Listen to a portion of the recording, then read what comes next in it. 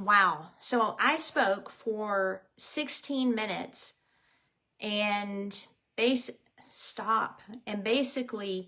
wasted all of that time. So that sucks big time. Okay, so we're going to start this over. Okay. If any of you ever get on and you notice there's no sound, can you please tell me before I'm 16 minutes in? All right, so we're going to talk about the Second Amendment, the right to bear arms. And I think the topic is going to be very interesting for you guys. And we'll probably do it over the next several urgent educations. And hopefully you guys can hear me now. If you cannot hear me, please put that in the comments. And I was shocked at what I learned. And I'm going to base what we discuss on this handy little book called The Second Amendment by David Barton. Now, I've studied other books, but I like how small this is. It's an easy read. Some of you may not even have time to read this small of a book, so we're just going to go through some of the things. But the first thing that is important is to, number one, define the sources of our interpretation and investigation, but also I got to say from the start that the Constitution is not a mystery. We have the Federalist Papers, we have the Anti-Federalist Papers, which was the debate of the Federalists, which the Federalists basically wanted to create a federal government. They wanted it to be a product of a compact between the states, and then, well, that might be on your end, Arena. I don't know, because I'm off of anything else. Hopefully it's on your end. I don't know how to test it. So, guys, if anyone else is on here and I'm cutting in and out, can you please let me know if that's happening to you or if it's not happening to you so that I don't do this over and over and over again like it's Groundhog Day. But anyway, so on the Constitution, we have the original intent of the Founding Fathers from the Federalist Papers, from the Anti-Federalist Papers. We have their debates on the floor. We have their personal correspondence and thoughts. We have all of these writings to tell us what they meant by the things that they put in the Constitution. And so it's important to know that, because people will tell you that the Constitution is a living document, or they'll tell you that we can't understand it because, obviously the people that wrote it are no longer here. That's not true. Their voice carries on.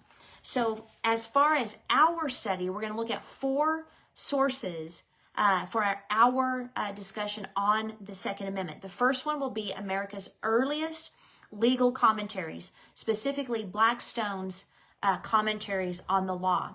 We'll be looking at the writings of the Founding Fathers. We'll be looking at early state laws and state constitutions, which actually shocked me on what they had in their laws regarding the right to bear arms. Now, within the legal commentaries, there's a lot of the influence for the Constitution and the amendments and the Bill of Rights. And some of them even go back, Blackstone's in particular, goes back to 1766, which we'll look at in a second. But listen to this. Examining these commentaries, which often contain the legal writings which influence the framing of the Second Amendment, as well as the writings of those who drafted that amendment, is vital to understanding the reasoning behind and scope of protection intended by that amendment. Common error in constitutional interpretation is a failure to examine a document according to its original meaning. And it's kind of like the idea that God is mysterious. Well, he's not mysterious to those who know him, because according to 1 John chapter 1, I think it might be verse 5 or 6, it says that God is pure light. And light means he is manifest, he is visible, he is plain. And so the only mystery comes when we don't understand something because we're trying to interpret it through our soul, our mind, will, and emotions. You can only interpret the word through the author of the word, and that is Holy Spirit. So it's spirit to spirit. So it's the same thing with the Constitution. We don't have to guess what they meant. We can read their writings. They tell us what they meant. It's that simple. People want you to think that the Constitution is hard to understand, because then you will not educate yourself. And by the way, I'm now an official Constitution coach, so I'll be doing some live and online trainings, probably some hybrid. Now, one of the quotes that I'd like to have here, I believe is Noah Webster, and that's the guy that started the Webster Dictionary. He said, whenever words are understood in a sense different from that which they had been introduced, mistakes may be very injurious or injure us greatly. Supreme Court Justice William Johnson was admonished by Thomas Jefferson. I mean, this stuff has been going on since the beginning. When he said, on every question of construction, carry ourselves back to the time when the Constitution was adopted. Recollect the spirit manifested in the debates, and instead of trying what meaning may be squeezed out of the text or invented against it, conform to the probable one in which it passed. So already people were trying to add interpretations and ideas about the Constitution not long after the founding of this country. And so Thomas Jefferson's telling the Supreme Court Justice, you don't need to do that. You just, don't try to twist the Constitution so that you can give a decision that you want to give. That's not your job as a Supreme Court Justice. Your job is to render an opinion that upholds the supreme law of the land, which is the Constitution. He said, don't try to squeeze out stuff out of the text or even invent something that is completely against the Constitution. Instead, you just need to conform to the probable constitutional intent, which we have again in the writing. So, even way back then they had problems. Senator James Madison also agreed. He said, I entirely concur in the propriety of resorting to the sense in which the Constitution was accepted and ratified by the nation. Now, let me explain the ratification process. So I talked about one of the first urgent educations, how the states became states instead of colonies July 2nd, 1776. And then we did our Declaration of Independence July 4th, 1776. The states are sovereigns. So we're sovereigns within a sovereign. Okay, so we're sovereigns within a country. That's why we're called the United States of America.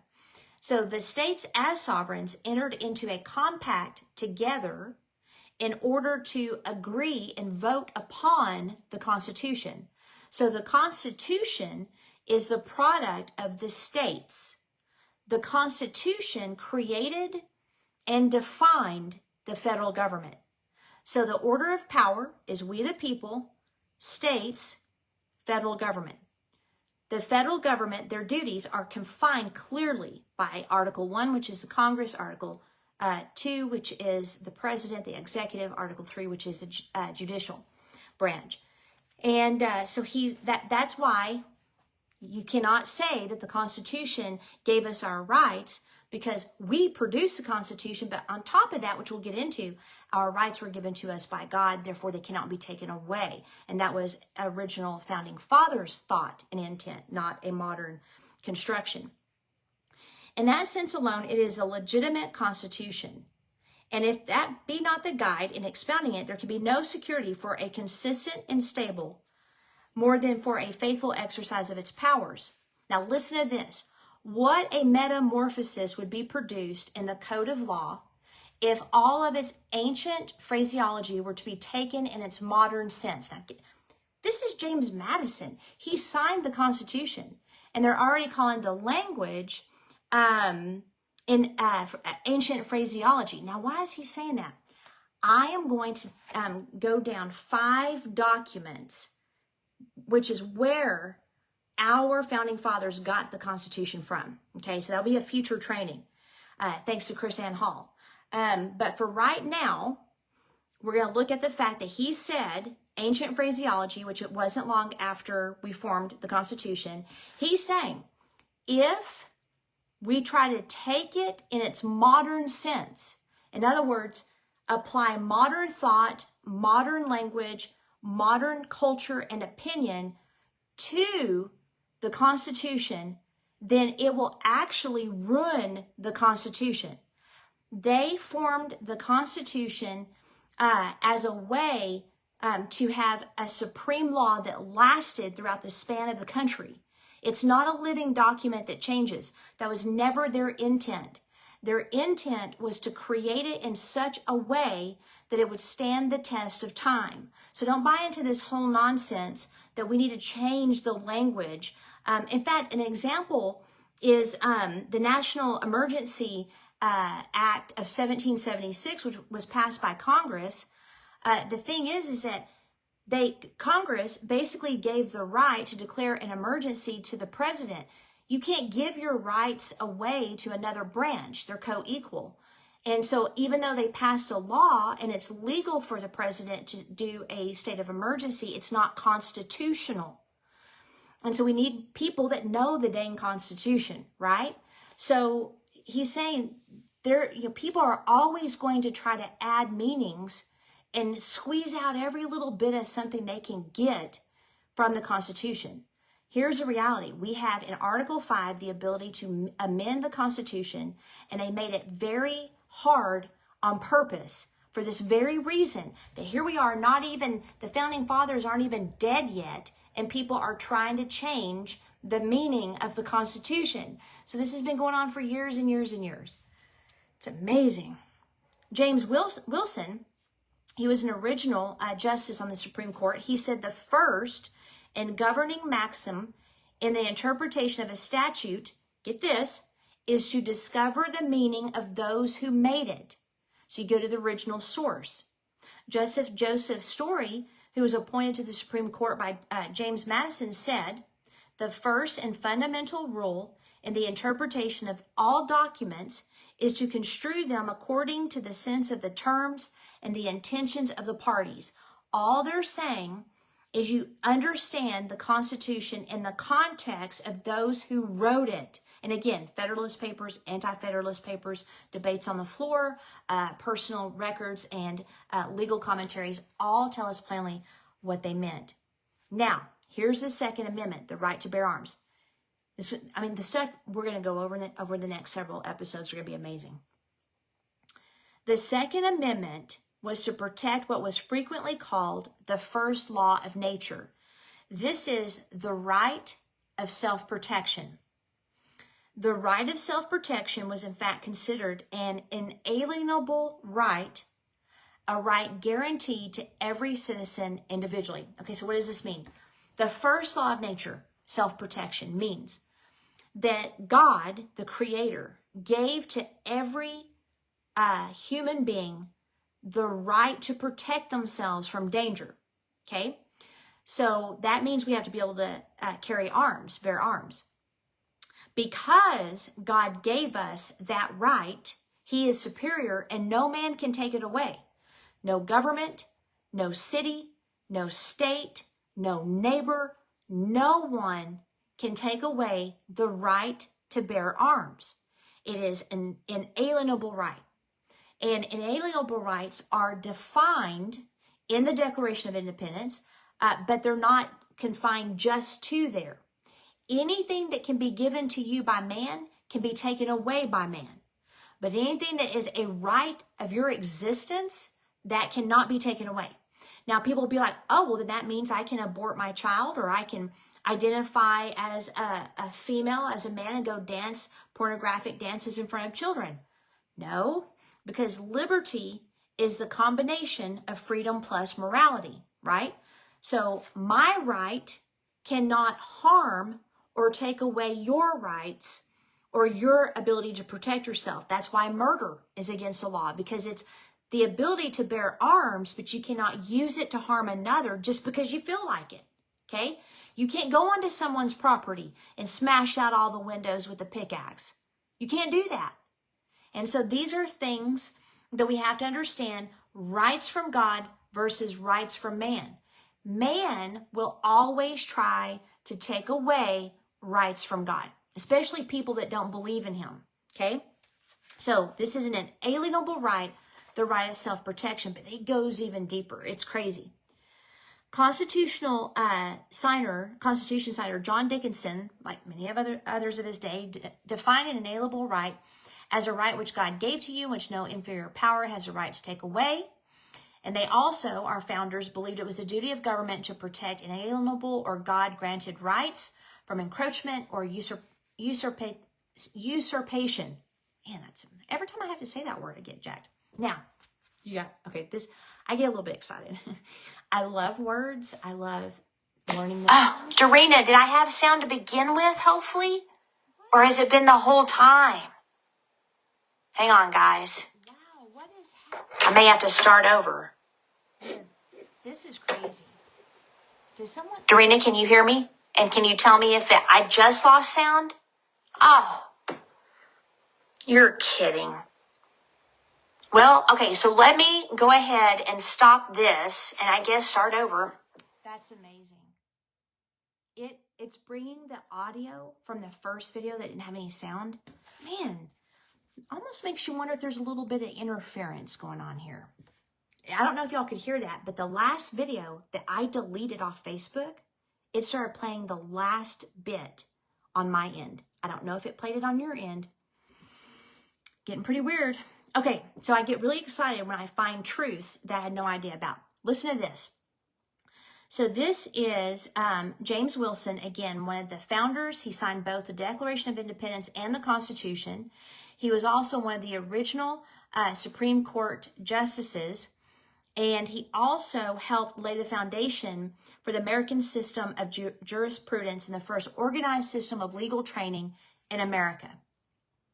Wilson taught his students that the specific protections found in our government documents did not create new rights, but rather secured old rights, that our documents were merely, quote, to acquire a new security for the possession or the recovery of those rights to which we were previously entitled by the immediate gift or by the unerring law of our all-wise and all-beneficent Creator. He also said every government which has not this view as its principal object is not a government of the legitimate kind. So here's what he's saying. Any government that tries to regulate or take away rights given to you by God is tyrannical and it is not legitimate, okay? So like I said, they're probably not going to try to physically take away Americans' rights to bear arms, but they may try to regulate them out to where it's too expensive and too difficult to own firearms, okay?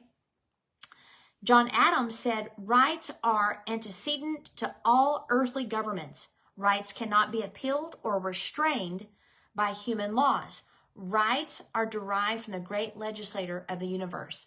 Okay, so again, God, he has all power and all authority. He gave us our rights. No one can take it away. Now, in Alexander Hamilton's opinion, he said that the supreme being has invested man with an inviolable right to personal liberty and personal safety. So basically what they're saying is the Second Amendment simply secured in writing rights which God has already given us. So you got to understand, the Constitution does not give you your rights. The Constitution is to secure those by a legal document, okay? Our rights come from God. So if you think your rights come from a piece of paper, you're actually probably in trouble because your legal argument is faulty from the start. But if you know that your rights are inalienable, then you can have some legal standing. In fact, New York, a judge reversed all of the firings of the first responders because they gave religious objections to taking a shot, and they were fired anyway because of a mandate. We're not kings where you give mandates. That's not how this works. Those are actually, they're not legal. So you have a judge that threw out all of that, and the judge also said, not only that, you have to put them all back to work, and you have to pay them back pay because it was unconstitutional, because religious objection is an inalienable right. And you're going to start seeing more and more lawsuits where people are like, hey, this was my right. I shouldn't have been fired. And thank goodness, even in New York, they had a judge that said, I absolutely agree. Okay, now get this. I mentioned Blackstone's commentary on the laws that was written in 1776. It was used by the British, but we also used it here when we were American colonies. And then our legal system, our judges and our lawyers would also use it post-Revolutionary War because it's just a fabulous commentary. One of the things it says concerning the right of us to be able to own and use arms is it says, This is the natural right, now hear this word, of resistance and self-preservation when the sanctions of society and laws are found insufficient to restrain the violence of oppression. Did you hear what I just said? Okay, let me read it again. This is the natural right of resistance and self-preservation when the sanctions of society and laws are found insufficient to restrain the violence of oppression. So if you look at the cities where they have bail reform, you look at these George Soros bought and paid for DAs that let convicted killers, child molesters, all these people out.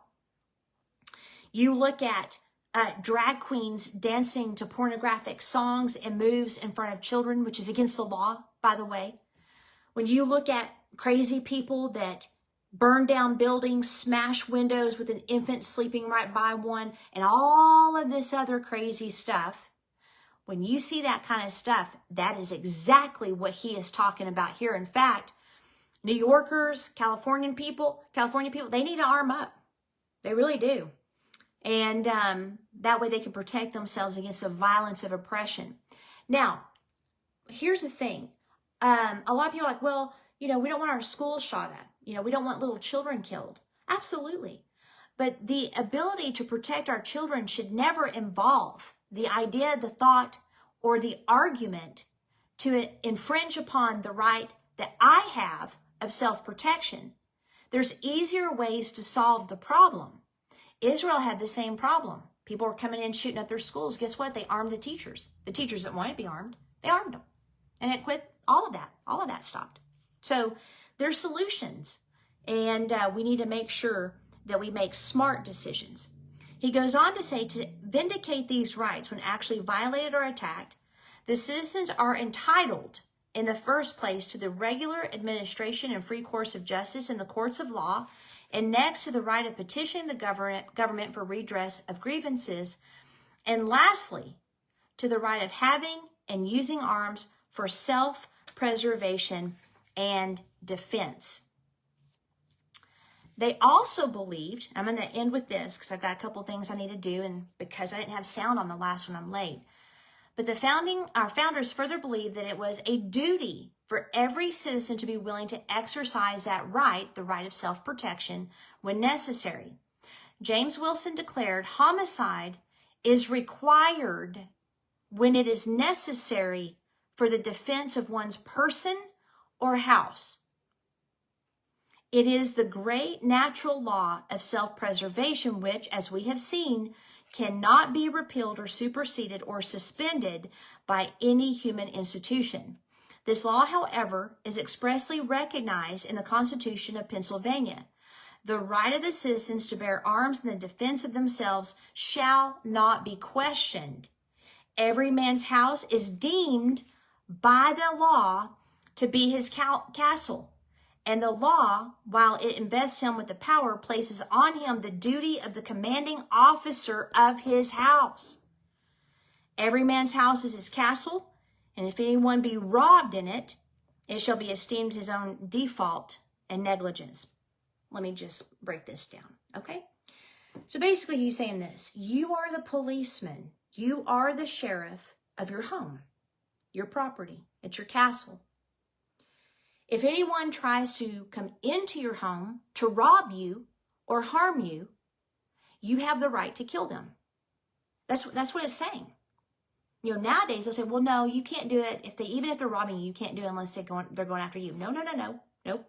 Actually, the original intent is if anyone tries to break into my home, or if anyone tries to harm me or my family, I'm going to take my 9mm out and I'm going to do what I need to do. And so James Wilson is saying homicide is necessary in those instances because I'm the sheriff protecting my castle. It's interesting, isn't it? Zephaniah Swift, author of America's first legal text in 1792, also said, self-defense or self-preservation is one of the first laws of nature which no man ever resigned upon entering society. It's pretty incredible, guys. So I wanted to just get started. There is so much more. I mean, it's amazing. And again, Second Amendment by David Barton. Excuse me. I've read other things on it, but his is one of the best.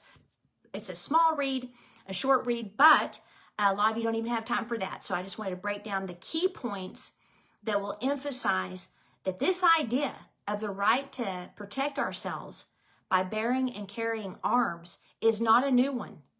And it is something that is inalienable. No man has that right to take it away. In fact, some of these red flag laws need to be challenged. And I understand the meaning behind them, but they're not constitutional. And in fact, they should be voted on. If we want to amend the Constitution, then that needs to be the process. So it's important to understand your rights and urgent education. That's why we're doing these, because our rights are being eroded or regulated out. And it's an uncomfortable topic to discuss. Killing somebody that tries to kill you or break into your home. That's not something that's comfortable. But that is something our founding fathers knew very well because of the time they lived in, as well as Britain and the problems we had with them. So anyway, this is our part one. We'll continue this. I might even do a couple during the week if I have time. But for now, for sure next week. But I might get on here this weekend. If y'all don't mind me looking like a slug with no makeup and wearing pajamas, I'm happy to teach on the right to carry and bear arms like that. So if y'all don't mind that, comment below. I'll get on. But if you get scared, let me know. I'll pray for you guys. You know what I'm saying? All right, so I've got to hit the gym, do a couple little computer things, and I will see you soon. And I hope these are helpful. Let me know if these urgent educations are helpful. All right? See you soon.